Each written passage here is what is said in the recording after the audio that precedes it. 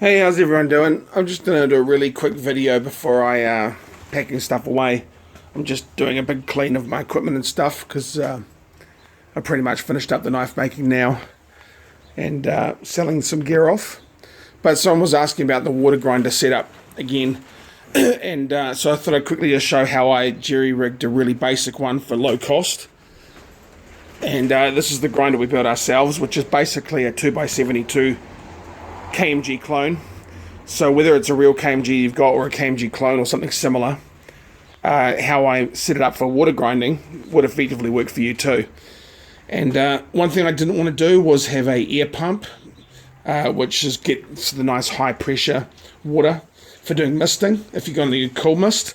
If you've got all that set up and you want to do that, I think that's a good option. It doesn't get the heavy water flow like I use. It's a mist water flow, but they're quite effective. What I'm using is one of these. That's about a 9 litre. Doesn't really matter what brand it is, to be honest. It's just a pressure spray, and so it's a backpack one. It has quite a nice long nozzle, long hose because it was designed to be a backpack one, which is very good. So that's running up the back and goes all the way up to here.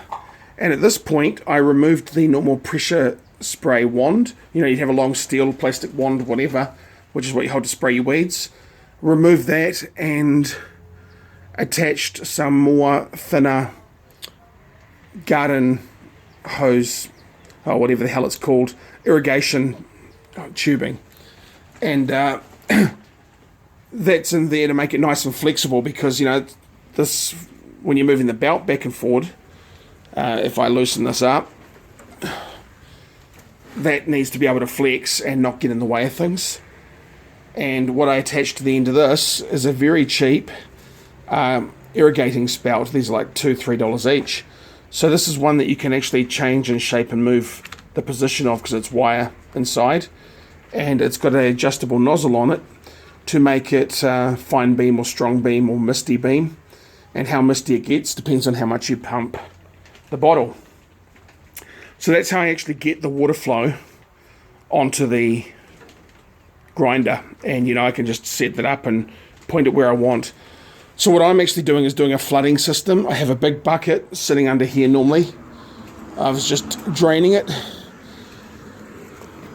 and you can see how much stuff is caught by this. There's a bit more on the ground there, but this is where a lot of the steel goes. So that sits there. All the water and all the steel goes down there. Now, how do I stop the water going everywhere? That's the main bit. We made this tin shielding. So basically my brother helped me just get this. It's just normal sheet tin that you can cut with tin snips. And we've attached it to the side of the grinder here. So we tapped and created some screw holes. And that's a nice long flexible bit that just floats under its own weight. You can see we've bent it here so that it stays above the tracking wheel and doesn't touch. And again, that's not contacting anything else so that it can slide forward and backwards while you're doing your belt. What we did on this end, I've just got a simple sheet of plastic which protects the back of the belt, catches all the spray. So we've got another tin shielding down here. So this tin shielding mounted to the back catches all the spray, but it also supports the plastic, and that captures everything there. And this is just held on with a magnet. If you take the magnet off, that'll all just come off. So for maintenance and things, it's easy to peel off. And down the bottom, just a piece of spelt. So I'm just completely lost for words today. I'm exhausted. It's been a rough week. You know, the shit that goes on the top of your ceiling to catch the water on the roof. I'm completely being word dyslexic, so you can laugh your ass off at me if you like. But that's just been cut, and you can see all the... I've got my carter and steel and all sorts of stuff captured there. So what happens is all the water spins around, gets caught from this, stops it flying into your face, also stops all the steel flying into your face in the mud. It's great. All gets flooded down here. Most of it comes down and goes straight into the bucket. But all the shit that's been caught on the belt and the top of there all just falls and hits the spouting stuff, and drips into the bucket as well. And I hardly ever get any spray or anything moving over there. I've really done zero maintenance on this grinder since I made it. It's been 3-4 years at least. Just run it non-stop. I barely oil it, barely do anything. Every now and then I put some WD-40 on here, slide it back and forward.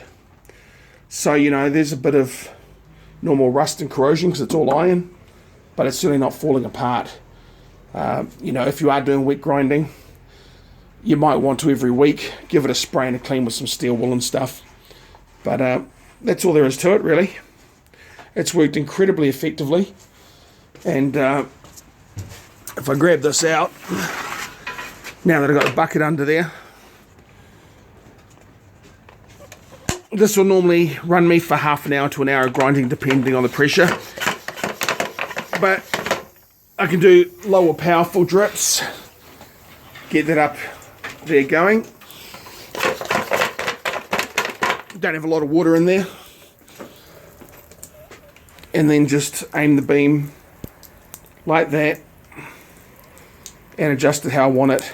So I'm getting direct cooling on the belt and direct cooling on the equipment. And that's how it goes. Let's see if I've just unplugged it, so I'm not going to turn it on. But it'll just, you can see how it collects it all. All right, cool.